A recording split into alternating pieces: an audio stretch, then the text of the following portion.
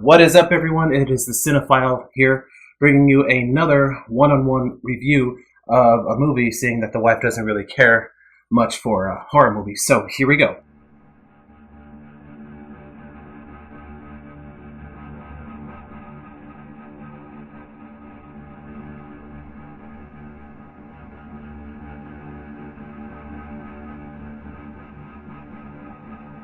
So let's dive straight in. Alien Covenant takes place 10 years after the events of the first film, Prometheus. A group of colonists is being transported to a planet, obviously, to colonize, and the entire plan is jeopardized by a sort of electrical disturbance inside the vacuum of space. It damages the entire ship and kills a good majority of the crew, that being James Franco. He was only in the preview, the trailer, not even the movie. He said nothing and you barely saw him in the movie. So, very brilliant on your part, James Franco. The crew, for the most part, is just expendable.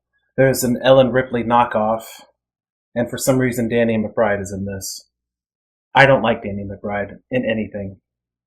Just FYI. This crew seems to have another version of David. This version is called Walter. You can say he's an upgraded version. He looks more like an inferior version compared to what you saw in David in the original Prometheus. David is indeed in this. This planet has David on here, and this is where he crash lands with Elizabeth Shaw. Of course, Noomi Rapace did not reprise her role. She died as well.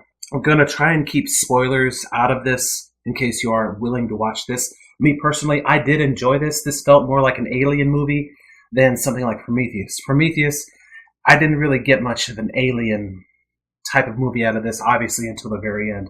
This one felt a lot like that. So they crash land on this planet. They find out that it has vegetation. It has oxygen. It looks a lot like Earth. But the problem was, when they got down there, they found no life. They found plants. They found other forms of flora. They found wheat, for crying out loud. But they found no living life. So obviously from the trailer you find out that they inspect the planet, they take off their masks, again, just like in Prometheus. I don't know what kind of astronaut does something like that. At least in the original Alien, the face hugger broke through the helmet. You know, he didn't take it off to inspect the alien. So the spores eventually get into a couple of the crew members, and they are essentially being inhabited by these creatures. I cannot stress this enough. You do not see a perfect xenomorph in this movie. They're not considered xenomorphs yet. They're not there yet. You see what is known as a neomorph, and you see a protomorph. The protomorph is the one you saw, ramming its head on the ship in the trailer. That's the protomorph. And of course, the neomorph is the little tiny white one that is killing and eating people. Okay, those are the only two alien species that you're going to see in this. I really don't want to tell you any spoilers. There are only two people that live in this movie. You basically already know who they are. The backstory to most of Alien Covenant revolves around David, and he's been engineering and working on his creation with the black goo. He's essentially responsible for engineering the perfect species of xenomorph, which is not there yet. You will see it in the first Alien. This is definitely a prequel to Alien. You will see that in this movie. And they are claiming that David is solely responsible for creating the xenomorph, which basically negates the entire Aliens movie from James Cameron. There is no queen.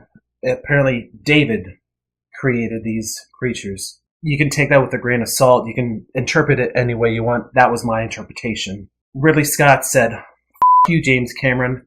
This is how aliens are created, not by a queen." Alien Covenant felt like an actual alien movie. If you love the alien movies, if you love the horror aspect, the science fiction aspect, if you love blood and gore and violence, you will get that with Alien Covenant. I think you will enjoy Alien Covenant. And the last thing I want to say is I cannot wait to see what they're going to do when or if they ever make a third one in this Prometheus trilogy. Thank you, and I'll see you next time. And don't forget to subscribe.